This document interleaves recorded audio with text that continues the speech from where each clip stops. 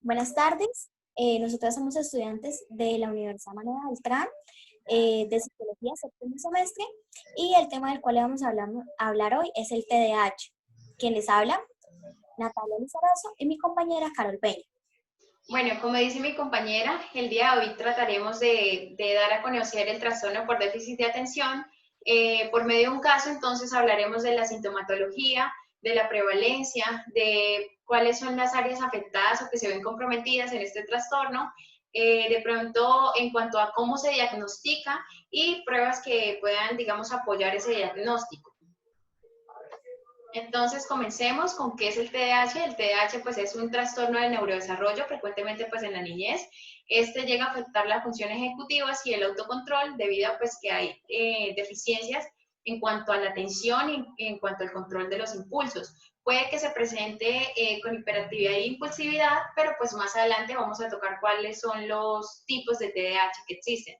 Es importante recalcar que este cuadro clínico se puede llegar a presentar sobre los 4 años, pero llega a ser un poco más evidente por su intensidad y también porque llega a ser clínicamente significativo sobre los 6 o 7 años cuando el niño ya se encuentra en la etapa escolar.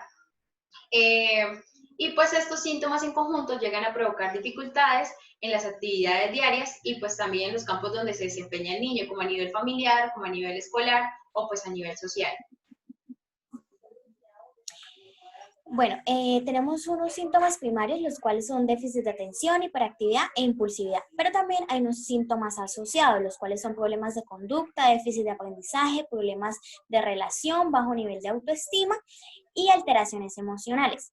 Sin embargo, aparte de eso, también se pueden generar algunas conductas, las cuales son fantasear mucho, olvidar o perder pues, cosas con frecuencia, también retorcerse o moverse nerviosamente, hablar mucho, cometer errores, ya sea por descuido o porque corre riesgos innecesarios. También tiene problemas para resistir la tentación, tiene problemas para respetar los turnos y también dificultad para llevarse bien con el otro, más específicamente con los niños de su misma edad. Bueno, entonces continuamos con las áreas del cerebro implicadas. Tenemos entonces la corteza prefrontal, que como sabemos está muy relacionada con la parte de las funciones ejecutivas, en la planificación, en el reconocimiento de si estoy haciendo esto bien o estoy haciendo esto mal, en poder inhibir ciertos estímulos que no están, digamos, como tan presentes o que pueden llegar a influir en la actividad que estamos realizando, ¿sí? Entonces, pues como vemos, esto está muy relacionado con la parte de atención. Y siguiendo, entonces, tenemos el cuerpo calloso, que está relacionado es con la, digamos, como con la conexión entre los dos hemisferios para que trabajen conjuntamente. También tenemos entonces los ganglios basales, que se encargan más, o bueno, están implicados más en el control de los impulsos, a nivel pues de controlar o dar respuestas automáticas, ¿sí? Inhibir ese tipo de conductas. Y por último, entonces, tenemos al cíngulo anterior que se encarga más de la gestión del manejo de las emociones, esa parte afectiva. Pero pues, de igual manera, no solamente se encuentran, digamos, estructuras implicadas, sino también se ha visto que en un niño con TDAH los circuitos y el grupo de neuronas llega a tener un menor tamaño y pues están menos activos, ¿sí? Para lo cual entonces el cerebro lo que hace es compensar digamos, esa parte que está inactiva, activando otras zonas, como la parte emocional y la parte motora. También se tiene entonces que no solamente están implicadas, pues como les decía, estructuras, sino también se ven implicados algunos neurotransmisores, pues que ellos son los que dan la comunicación entre neuronas. Entonces se encuentra la dopamina, la noradrenalina y la serotonina. La dopamina tiene que ver con el placer, la motivación, la recompensa, la condición. La serotonina en el control del estado de ánimo, las emociones, y la noradrenalina con los procesos de atención, principalmente pues combinado con la dopamina. También se tiene entonces que, digamos, se puede presentar una afectación en cuanto al nivel, porque se puede encontrar niveles elevados como bajos y pues esto es lo que llegaría a provocar. Por lo menos se tiene que, a niveles altos de dopamina, la persona puede estar más concentrada, la persona puede trabajar mejor, la persona puede tener, mantenerse en un estado de alerta. A lo contrario, pues ya implicaría pues que estén de nivel. Cuando se tiene digamos, altos niveles de serotonina, entonces la persona logra la satisfacción, la persona tiene un buen estado de ánimo, la persona puede ayudar a conciliar el sueño porque se puede presentar que tenga problemas para insomnio. Y la noradrenalina, entonces, cuando se tiene altos niveles, entonces esta pues busca las emociones fuertes que sean pues más controladas, de que se mantenga un buen estado del ánimo, de que se mantenga o se sostenga la atención.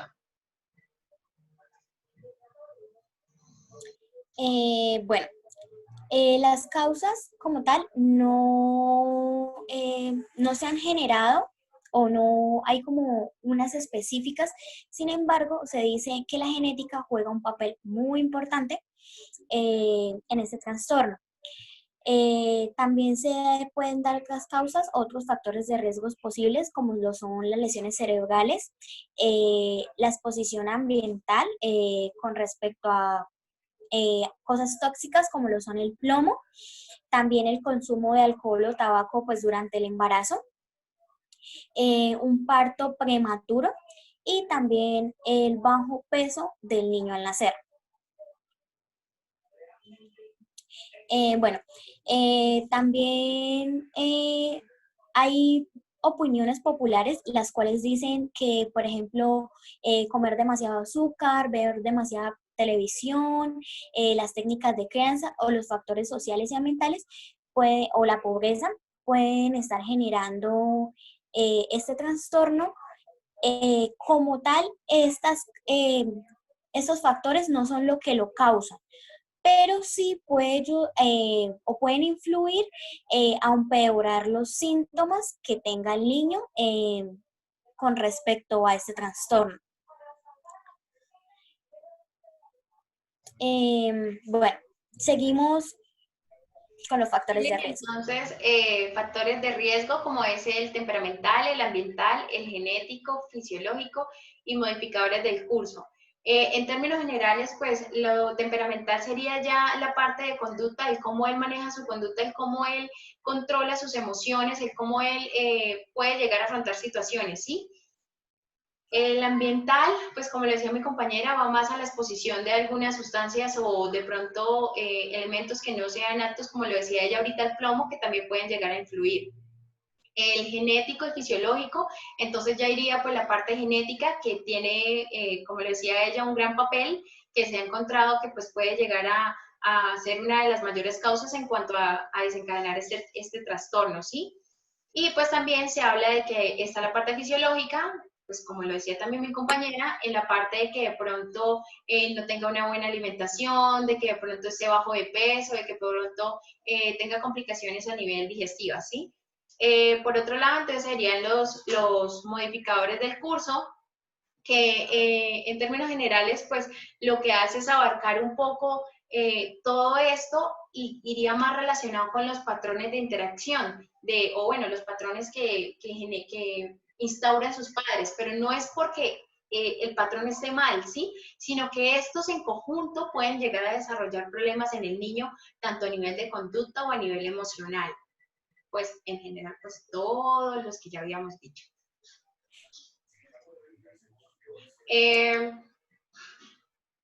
Bueno, en la prevalencia nosotros encontramos que del 3 al 10% se genera pues en la población infantil y mayormente en el sexo masculino.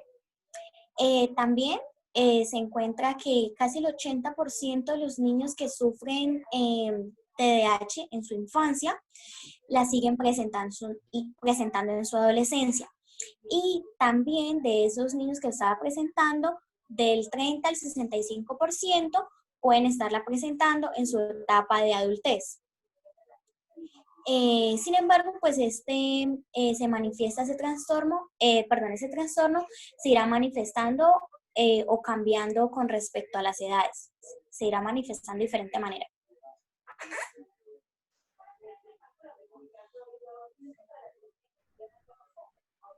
Bueno, ¿cómo hacer un diagnóstico? Primero, pues se debe tener una exploración física con un examen médico donde se incluyan pues pruebas auditivas, también de la visión y pues otras pruebas que también abarquen pues los síntomas similares con respecto a esto, porque como sabemos, siempre hay que descartar primero la parte física. Después de esto se hace una lista de verificación con respecto a los síntomas y por último se hace la recolección de información que ya viene siendo la historia personal, la historia familiar, la historia académica, la historia emocional, si tiene presencia de algún otro trastorno que ya se le haya diagnosticado y si tiene antecedentes por parte, pues se habla con los padres, la parte escolar, los docentes y el niño, a ver si tiene antecedentes con respecto a este trastorno.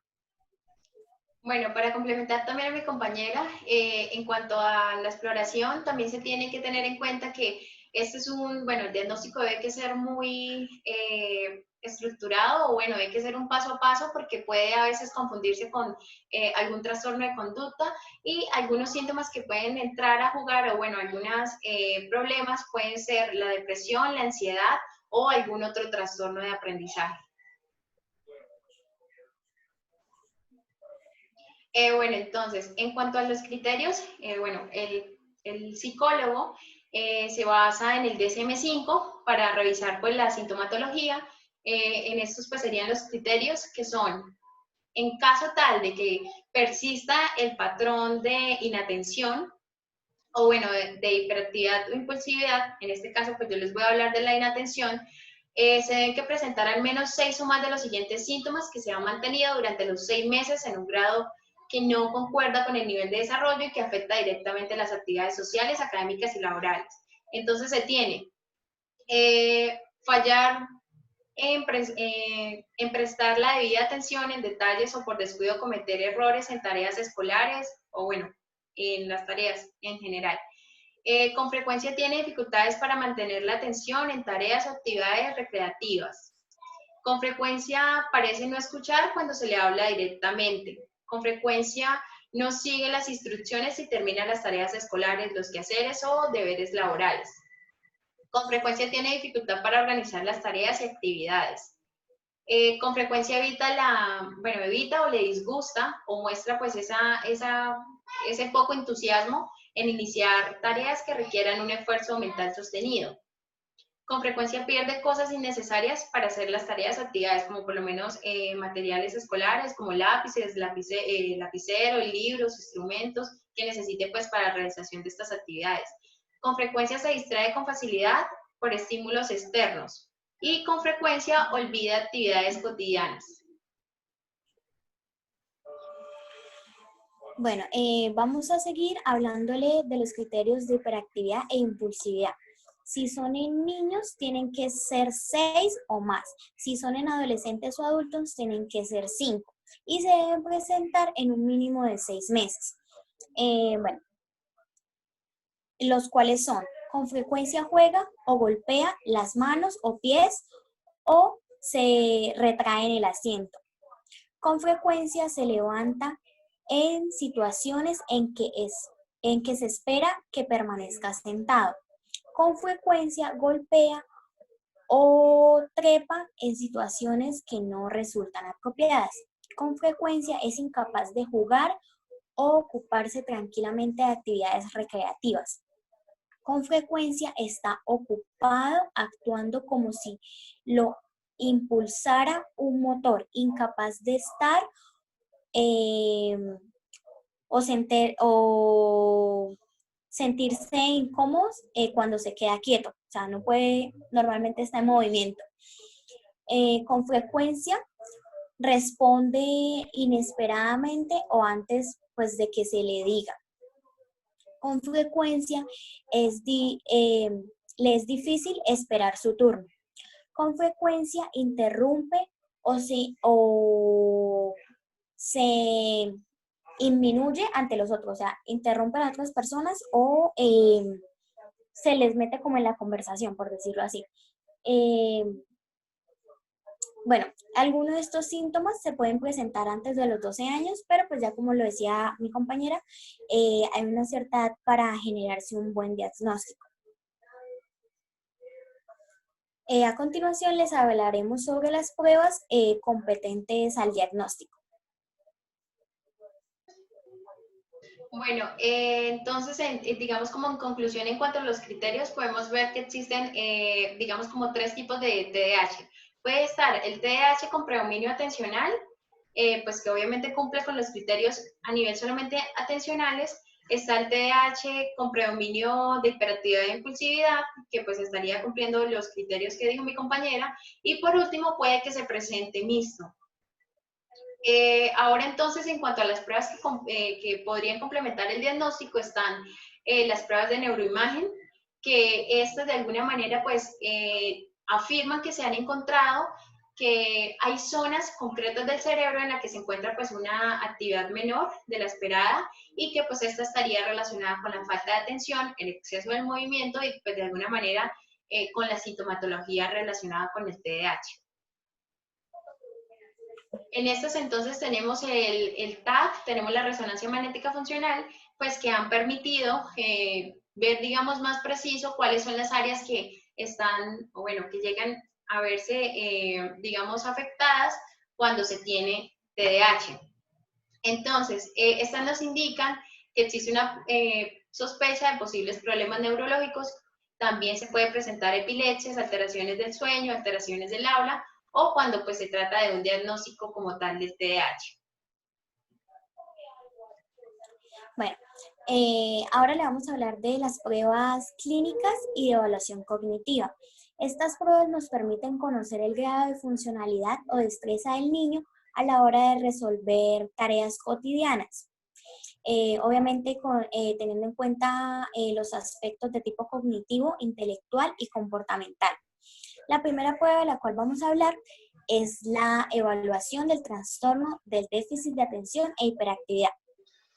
Esta prueba es una escala que evalúa la hiperactividad, el déficit de atención, la impulsividad y los trastornos de conducta que influyen pues, negativamente en el niño, más específicamente en el área escolar. Se aplica a niños de 6 a 12 años de manera individual y tiene una duración de 5 a 10 minutos. Y la finalidad de esta prueba es recoger la información sobre la conducta habitual del niño en este ámbito, permitiéndole evaluar los rasgos principales del TDAH de manera más sencilla y objetiva. Bueno, también en estas tenemos la prueba de las escalas de Wechsler, más específicamente el WIS, que es para niños de 5 a 16 años, el cual ofrece información sobre la capacidad intelectual general del niño, o lo que se le llama el CI. Y también sobre su funcionamiento en la comprensión verbal, razonamiento, percepción, memoria de trabajo y velocidad de procesamiento. Esta escala tiene 15 tests, 10 que son principales y 5 que son ya optativos. Bueno, por otro lado, entonces también tenemos las pruebas específicas de atención, pues obviamente lo que busca esta es evaluar la capacidad atencional, teniendo en cuenta la atención selectiva, la sostenida, la concentración, y pues tenemos entonces, de primero tenemos la tarea de atención sostenida en la infancia, pues que estas tareas de ejecución continua, pues se utiliza el soporte informático, que es mucho más flexible y más llamativo para los niños. Con esta prueba, entonces, pues como les decía, lo que se busca es conocer esa capacidad atencional del niño y pues consiste en que se va a poner al niño frente al computador y se le va a pedir entonces que presione la barra espaciadora cada vez que vea en la pantalla el número 6 seguido de un número 3.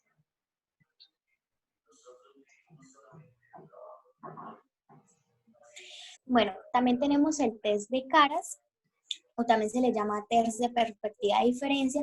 En esta prueba pues se mide la perspectiva y la atención, se hace de manera colectiva y tiene un tiempo estimado solamente de 3 minutos. Y se puede utilizar con niños a partir de los 6 años. Esta prueba consiste en está integrada por 60 elementos gráficos que presentan dibujos de caras con rostros muy elementales. Evalúa la amplitud requerida para percibir rápidamente semejanzas y diferencias con patrones simultáneos. Bueno, la prueba es muy adecuada para poblaciones de bajo nivel cultural y por el contrario resulta demasiado elemental para personas culturalmente medias o altas. Bueno, tenemos también el test de atención D2, el cual se trata de una prueba de ampliación tanto individual como colectiva. Tiene un tiempo de duración aproximadamente de 8 minutos. Está estimada para niños mayores de 8 años, también para adolescentes y para adultos. En este caso, pues, lo hacemos con niños. Bueno, esta prueba evalúa la atención selectiva y la concentración. Y también se miran la consecuencia de la velocidad del procesamiento, la atención selectiva, la concentración mental, pues mediante tareas constantes en relación de la búsqueda selectiva de los estímulos relevantes.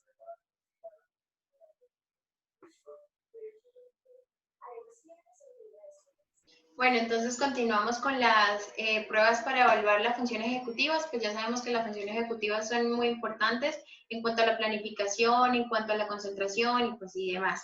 Entonces, tenemos el ENFEN, que es la evaluación neuropsicológica de las funciones ejecutivas en los niños. Esta prueba pues se puede hacer de manera individual, tiene un tiempo sobre los 30 minutos, inferior a los 30 minutos, y pues está inspirado en otras pruebas para evaluar pues el área prefrontal, por lo que son las funciones ejecutivas. En esta por lo menos tenemos la torre de Hanoi, el test de Stroop, que permite pues evaluar alrededor de 6 índices agrupados en 4 escalas. Se tiene entonces la fluidez en cuanto a la parte fonológica y semántica, se tiene la construcción de senderos, tanto el sendero en gris y sendero color, en color, ya ahorita pues les explico, y las anillas e interferencia. Aquí entonces podemos ver unas imágenes en cuanto a la Torre de Hanoi, pues está a este ladito, donde entonces se le va a mostrar a la persona una imagen de qué es lo que quiere que haga, y pues se le van a dar instrucciones como no puede en ningún momento alterar los colores, no puede entonces pasar tal fichita para tal lado. Bueno, eso tiene como sus instrucciones básicas, entonces pues es muy general. Se tiene entonces también la parte de senderos, se relacionado que entonces gris y amarillo, porque pues ellos se van a estar intercalando en cuanto a cuando se trate de amarillo o cuando se trate de gris. En este caso pues podemos ver una imagen que está en rosado, pero pues en este caso imaginemos que es gris. Y lo que se busca en esta parte de senderos es, entonces se le va a decir, se le da primero un entrenamiento, luego se le va a hacer a la persona. Entonces, debe unir los números del 8 al 1, entonces se le va a mostrar y creo que va con que el paciente tome un lápiz y no vaya a levantar la mano y vaya a hacerlo constitutivamente y se lo va a medir el tiempo, ¿sí? Luego entonces también se le puede pedir unir los números del 1 al 6 alterando los colores, entonces ahí también podemos ver el ejemplo.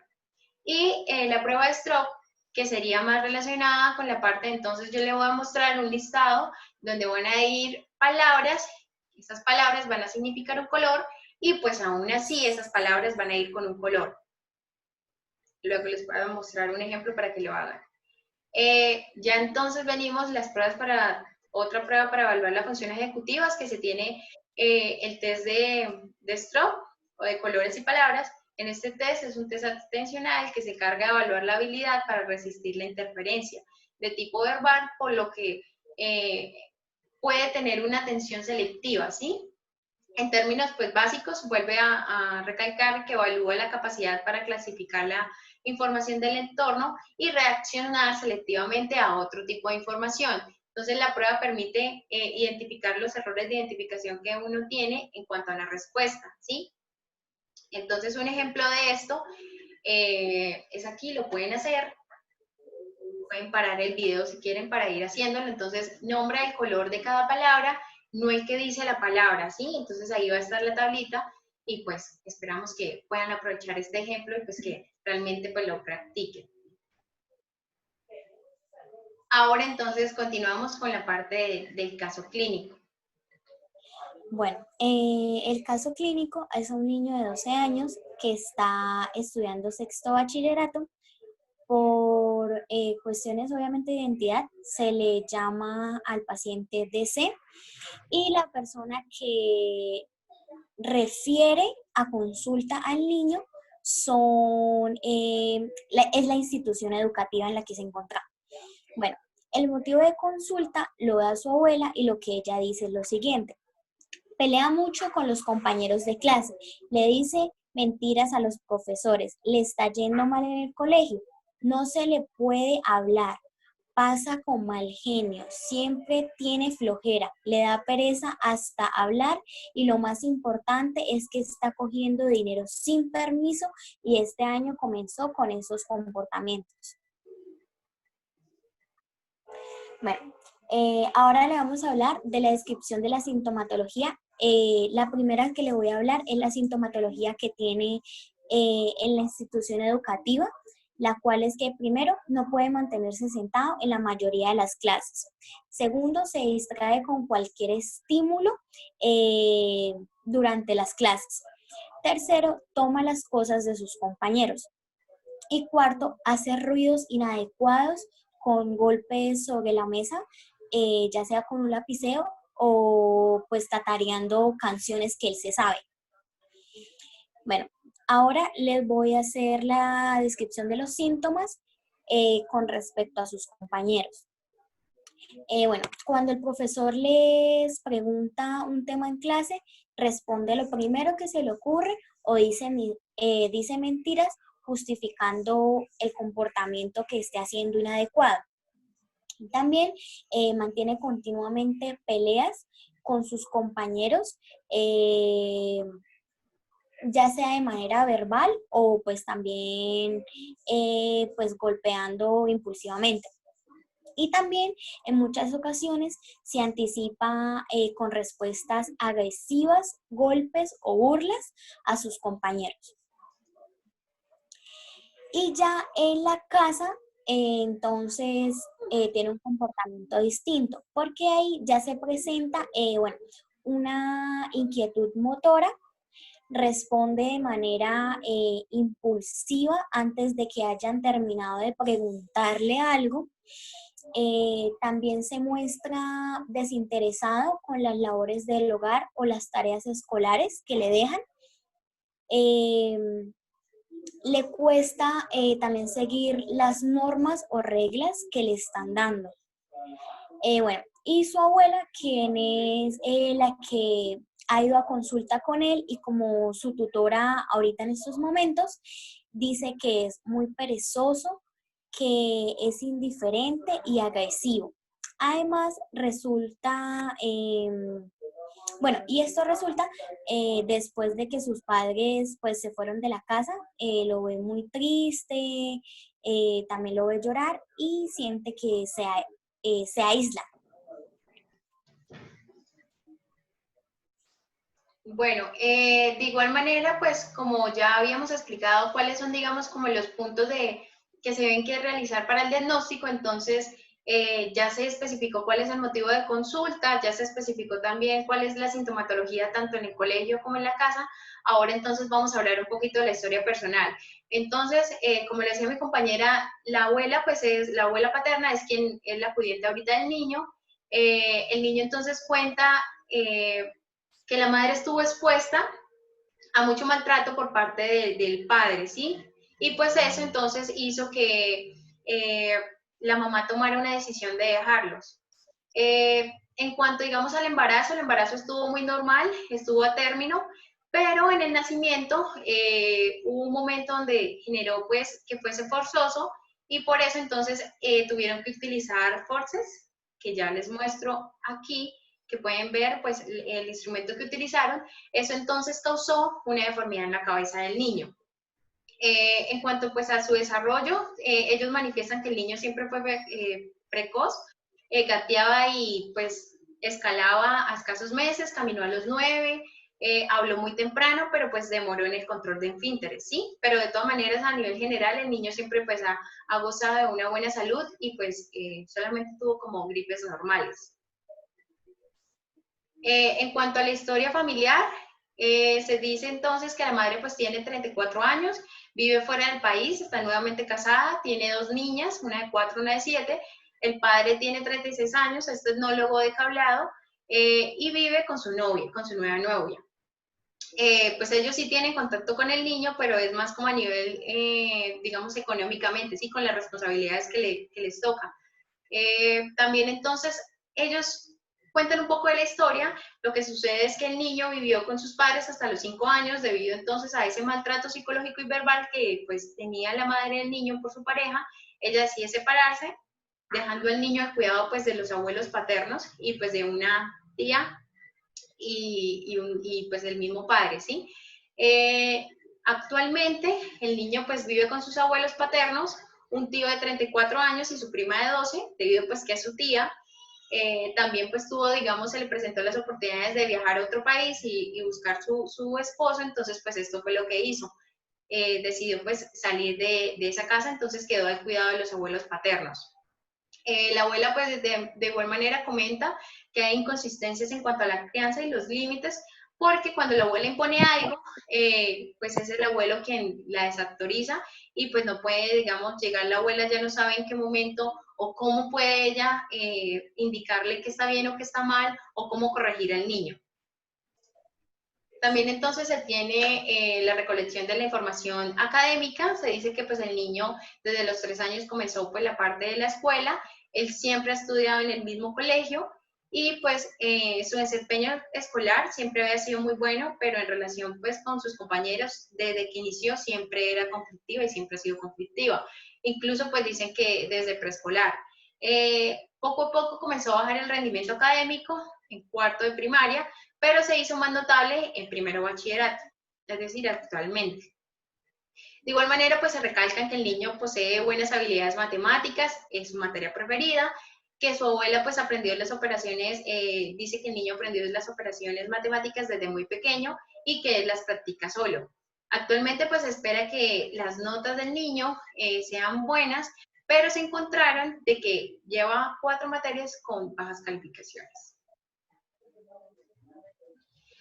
También obviamente se tiene en cuenta la parte de la historia emocional, entonces se puede observar que pues el paciente muestra dificultad para relacionarse con sus compañeros, obviamente pues de eso ya lo habían dicho desde preescolar, siempre está a la defensiva con sus compañeros, siempre manifiesta como una relación conflictiva e inadaptativa, se burla, busca sobrenombres, busca cómo armar peleas, ¿sí? De igual manera pues partimos también de la abuela, que nos manifiesta que es poco expresivo, que pareciera que no quisiera a nadie, que muestra, que no demuestra amor por nadie, ni siquiera pues por su mamá, quien dice él estar bien, pero por otro lado, digamos, aparte de todo ese maltrato psicológico que aún así él recibe por su padre, el niño muestra mayor interés por él, ¿sí? Que por cualquier otra persona.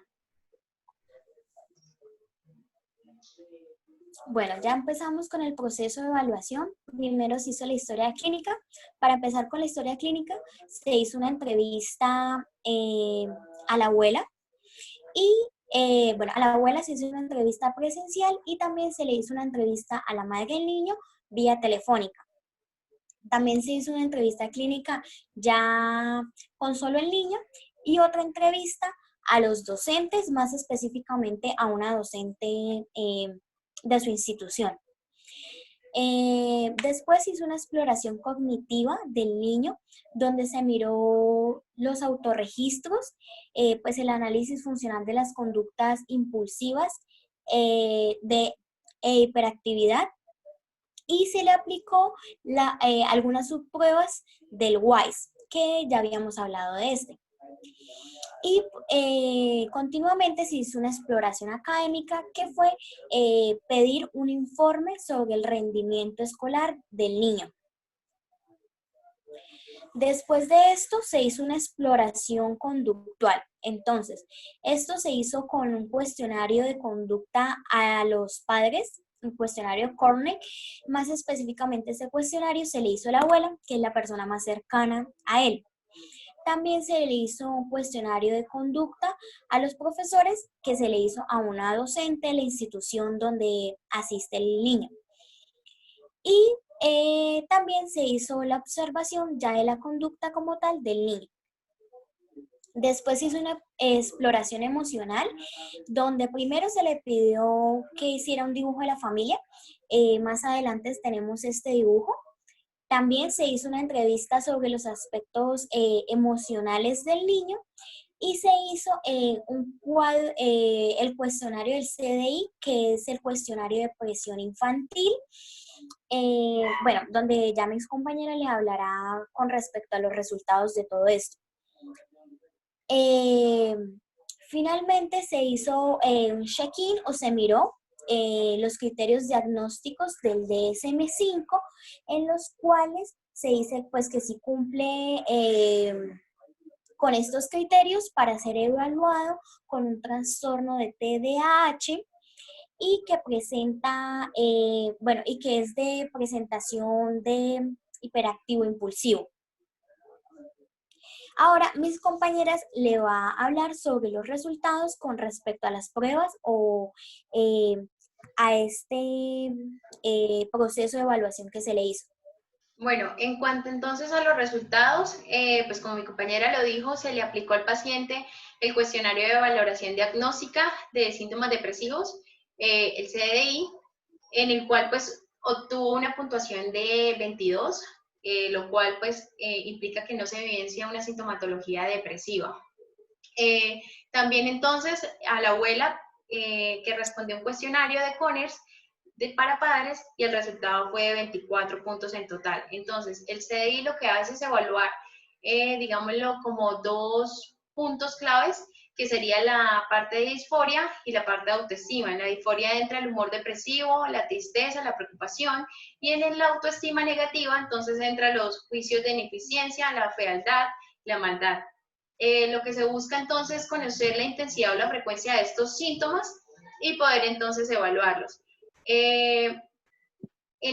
Digamos, en este test o este cuestionario, entonces se hace una valoración de cada ítem en una escala de 0 a 2, ¿sí? 0 siendo, digamos, la sintomatología o la frecuencia baja, medio, 1 siendo la parte media, y 2 sería la parte mayor pues, de la intensidad, dependiendo de los síntomas. Se cuenta con ¿qué? 27. Un total de 27. Sí.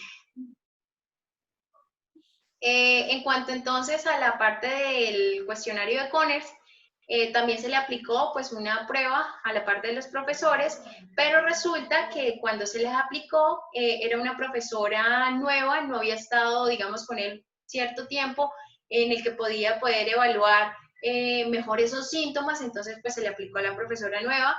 En ella entonces arrojó un puntaje de 13 puntos, señalando sobre todo pues que persiste una conducta impulsiva e hiperactiva, ¿sí? ¿Por qué? Porque hay una excesiva inquietud motora, molesta frecuentemente a los otros niños, está intranquilo, no termina las tareas que empieza, y pues empieza constantemente, digamos, a tener frustraciones debido a que no se puede estar tranquilo.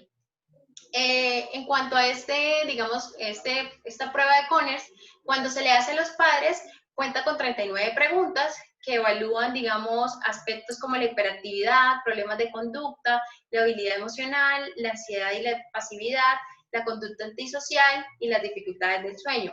Cuando se hace a los padres, ya cuenta de mayores preguntas, porque pues el niño tiende a estar más, y pues el padre se supone que conoce más al hijo. Entonces se habla de 93 preguntas que toman en cuenta las alteraciones de conducta, el miedo, la ansiedad, la inquietud y la impulsividad, la inmadurez, los problemas de aprendizaje, los problemas psicosomáticos, la obsesión y las conductas antisociales e hiperactividad. También entonces al niño se le aplicaron las subpruebas de WISH 4 para conocer entonces la capacidad y los límites intelectuales. También es importante en este trastorno mirar de pronto, indagar si no se trata de alguna, digamos, que dependa más de esa parte de inteligencia, ¿sí? De la inteligencia o bueno, el coeficiente de inteligencia que él tenga. Entonces también hay que descartar que de pronto esos problemas no sean parte, digamos, de lo que sería el TDAH, sino de pronto correspondan a lo que sería la parte de la parte intelectual del niño. Entonces, en esa subprueba se les aplicó la del razonamiento perceptivo, se vio los cubos, los conceptos y las matrices completas. En cuanto a la comprensión verbal, se vieron semejanzas, comprensión y vocabulario. En cuanto a la memoria de trabajo, entonces se les aplicó dígitos, aritmética, sucesión de números y letras. Digamos que retomando todas estas pruebas y toda esa información de la historia clínica, ellos, de acuerdo a todos esos resultados, pues obviamente a una observación del niño, se dice que entonces su estilo impulsivo, esa hiperactividad y toda esa parte de la historia que se desarrolló es para que el niño, o bueno, se valora o se dice que el niño presenta un diagnóstico de trastorno por déficit de atención e hiperactividad con un predominio hiperactivo impulsivo. Bueno, acá Aquí vamos hay a ver, unas imágenes. con respecto a lo que yo les decía, que fueron los puntajes de algunos resultados que, bueno, o de los resultados que dieron las pruebas.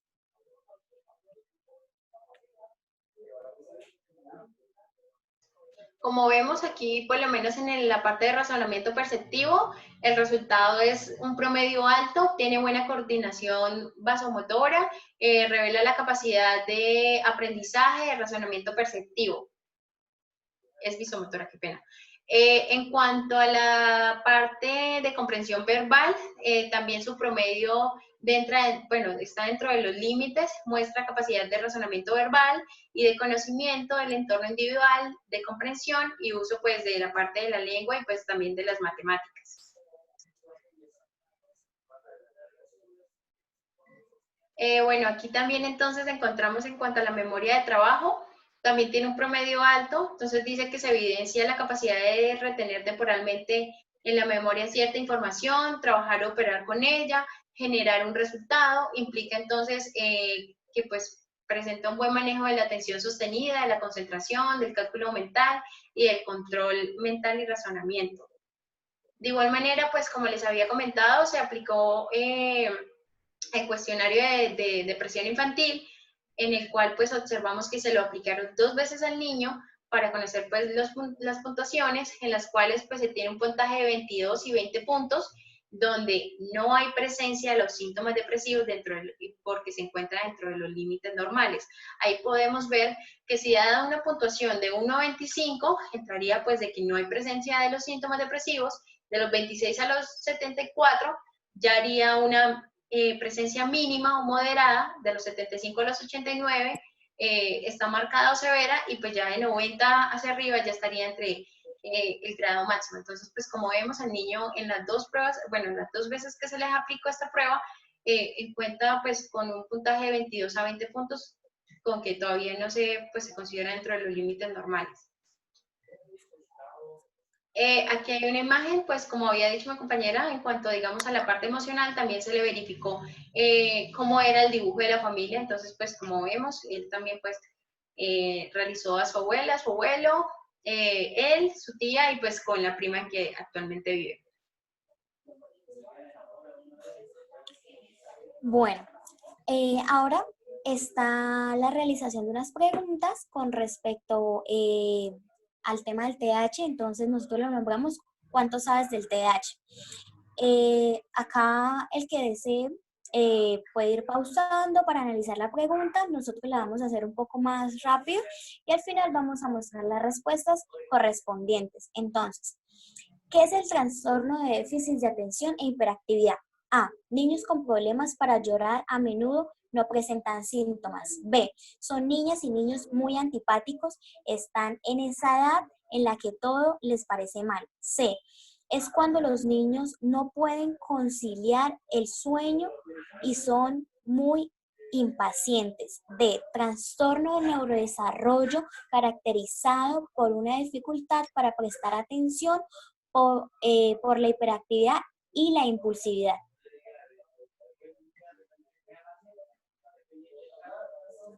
Ahora, ¿cuáles son los tipos de TDAH? A. Falta de atención, hiperactividad y agresividad. B. Antipáticos, tiranos y llorones. C. Destructores, agresivos y sentimentales. O D. Predomina la falta de atención, predomina la falta de, la hiperactividad y, la... Y puede ser también combinada.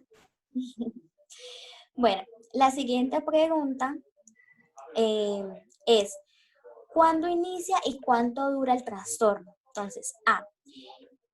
En el momento de nacer, al no llorar, por sí solo se presenta ese trastorno. B. Al cumplir 1 año de edad y se presenta el resto de su vida. C. En la mayoría de los casos se mantiene durante la niñez y puede llegar a la adolescencia. La hiperactividad la parte motora mejora, pero menos en la tercera parte. Los casos continúan durante la edad adulta. Y D, se presenta durante 3 meses del embarazo porque la mamá no tomó ácido fólico y y al momento de nacer el bebé presenta el TDAH. Bueno, la siguiente es, ¿cuáles de los síntomas que presentan los niños con TDAH? ¿Cuáles son los síntomas? Entonces, A, siempre mantienen el desorden, no tienen amigos y no respetan reglas. B, son niños capaces de realizar tareas con mucha rapidez, siempre ganan y son reflexivos. C, realizan sus trabajos con rapidez, se mantienen sentados por un tiempo, no esperan turnos, se duermen en clase. O D, fantasear mucho, olvidar o perder cosas con mucha frecuencia, retorcerse o moverse nerviosamente, hablar mucho y cometer errores por descuido o correr riesgos innecesarios. Bueno,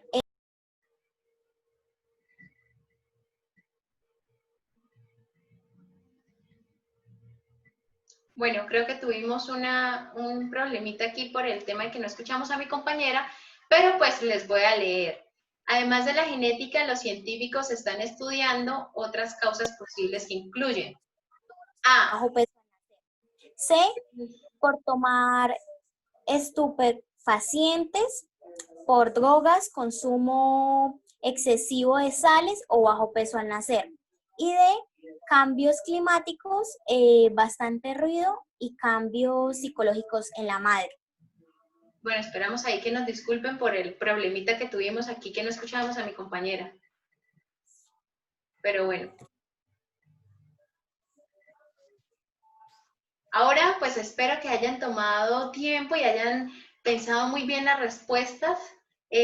Ahora vamos a revelarlas. Entonces, ¿qué es el trastorno por déficit de atención e hiperactividad? Entonces el trastorno es un trastorno del neurodesarrollo caracterizado por la dificultad para prestar la atención, por la hiperactividad y por la impulsividad. Ahora, ¿cuáles son los tipos de TDAH? Acuérdense que predomina la falta de atención, predomina la hiperactividad o la impulsividad y puede que se presenten los dos. ¿Cuándo inicia o cuánto dura el trastorno? En la mayoría de los casos, pues recuerden que se presenta en la niñez, puede que al llegar a la adolescencia ya estos síntomas mejoren, pero pues hay otros que pues pueden seguirlo presentando durante su edad adulta. Bueno, con respecto a las preguntas, ¿cuáles son los síntomas que se presentan en los niños con TDAH? Entonces, fantasear mucho, olvidar o perder las cosas con mucha frecuencia, retorcerse o moverse nerviosamente, hablar mucho y también cometer errores por descuido o por correr riesgos innecesarios. Y con respecto, además de que la genética, que los científicos están estudiando otras causas, las otras causas son las lesiones cerebrales, la exposición ambiental, el consumo de alcohol o tabaco durante el embarazo, los partos prematuros y el bajo peso al nacer. Bueno, entonces esperamos pues que esto realmente les sirva, les dé, digamos, como les sirva de apoyo. Lo que nosotros buscamos, pues como les decíamos al inicio, era que por medio de esta exposición, de este caso, pudiesen observar, digamos, la parte de cuál es la definición, qué consiste de este TDAH y pues que también lo vieran cómo es que se hace ese proceso en un caso clínico y que realmente se está cumpliendo ese proceso, ¿sí? Desde la historia clínica hasta la aplicación de pruebas que permitan pues un mejor diagnóstico, ¿no? Aquí entonces podemos ver unos links de unos videos Unos que pueden videos. ir a ver, son realmente muy importantes y pues llegan a apoyar muy bien, digamos, la información que puede dar de este trastorno, ya que pues es un trastorno que ha sido demasiado incomprendido, ya que, digamos, desde los padres a los docentes siempre dicen, o uno escucha que siempre dicen, no, es que es el niño inquieto, el cansón, el que molesta, pero es que no nos ponemos a entrar en ese mundo de comprender realmente en qué consiste este trastorno y que muchas veces lo hacen de manera involuntaria, solamente es porque se presenta, digamos, ese fastidio, esa molestia y ellos necesitan, digamos, expresarlo y sacarlo. Entonces, también hay que tener mucho cuidado con eso, con lo que se dice, si no se conoce muy bien este trastorno. Entonces, espero que pues puedan servir, les pueda servir estos videos de apoyo y pues que los vayan a ver. Listo. Y con esto hemos finalizado la exposición del día de hoy. Espero que les haya aportado, que les haya gustado y que hayan aprendido un poco más con respecto a este tema. Muchísimas gracias. Gracias.